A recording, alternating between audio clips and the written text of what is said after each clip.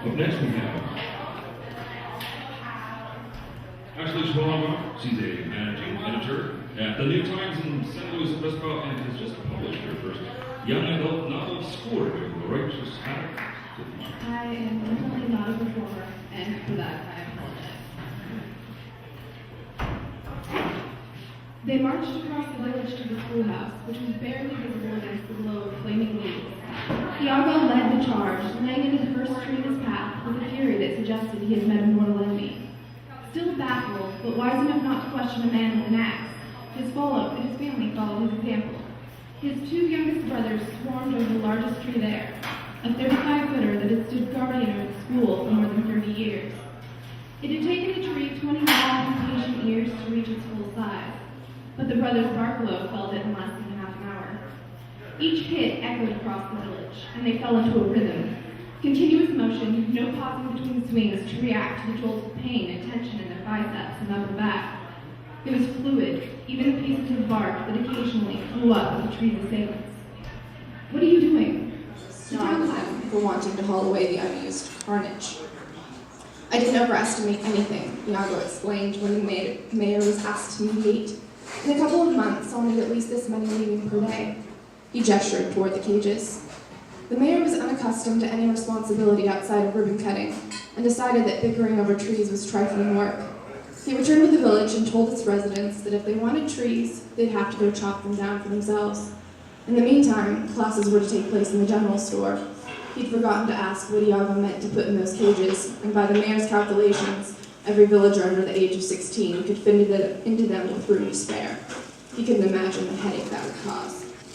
Iago gave his family a day of rest, then ordered half of them to pack up for an expedition. The half left behind was to make more cages, and keep to the pace they'd already set. No one challenged him. If pressed to describe Iago, none of the villagers would have used the word brilliant or strong. He was the average-sized crab that somehow dominated the tide pool. No one could figure out why, but if he scuttled in their direction, claws eager for action, they withdrew. If the procession that left the village was a strange one, 7 men, an equal number of horses, 147 peanut butter and jelly sandwiches, 30 mules, and 12 garish empty cages, the one that returned 8 days later was so fantastic that the villagers affected to notice it not at all.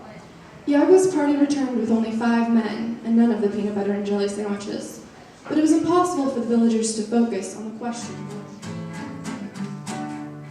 Batman grew up with Jesus, then he went outside to play. Fell into a chocolate cave one night and started feeling gay. The serpent of the rainbow came and entered Batman's stiff fat spine. All Batman wanted to do was eat donuts and drink wine. He fell into a paper Paraguay. The eyes were telling skeleton truth. He had a dream that he was in a play as he shivered in a telephone booth. Snoring loudly through his broken tooth, snoring loudly through his quiet tooth, snoring loudly through his private tooth. Batman died when he got pregnant with a baby Buddha in his rounded gut. At his funeral they served pizza discovered in the dumpster behind Pizza Hut. When he was a baby Batman, in Jesus he did believe. So he's gonna come back as a bat angel with a bat gun up his batty sleeve. Then he's gonna shoot Jesus' dad. Then he's gonna shoot Jesus' dad. Then he's gonna shoot Jesus' dad. Then he's gonna shoot Jesus' dad. Then he's gonna shoot Jesus' dad. Then he's gonna shoot Jesus' dad. Then he's gonna shoot Jesus' dad. Then he's gonna shoot Jesus' dad. 'Cause God put the earth and the earth is a play was the ending so bad. God put the earth and the earth is a play was the ending so bad. 'Cause God with the earth and the earth is a play was the ending so bad. 'Cause God with the earth and the earth is a play was the ending so bad. And Jesus will be the new Batman, and Batman will be the new Joker, and Jesus will be the new Batman, and Batman will be the new Joker.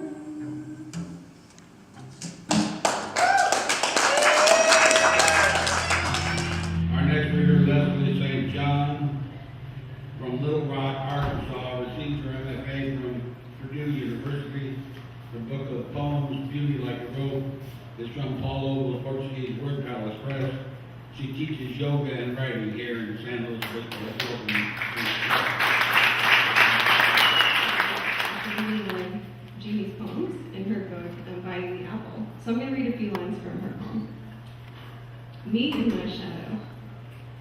Sun low in the sky, I walk my shadow, watch the long black of me stretch tall across the road.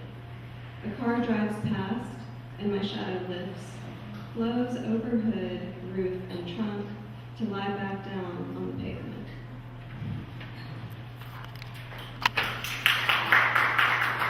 So I'll just try to read these through, save a little bit of time. Right. Her name is,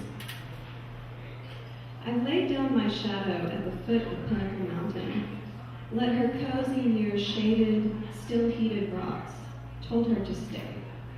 I've had enough. I didn't feel her bored the playing with me in Little Rock, Denver, or Los Angeles. Not once did I feel her need tugging the back of my neck.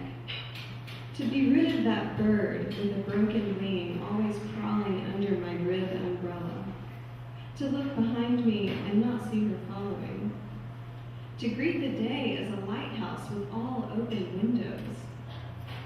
So when I left the beach at high tide, you startled me, standing cliff tall, a hat hiding your eyes, your shoulders let down like a nightcap. I waved, and you waved back. I flipped you off, and you said, fuck you. I blew a kiss, and it disappeared in your palm.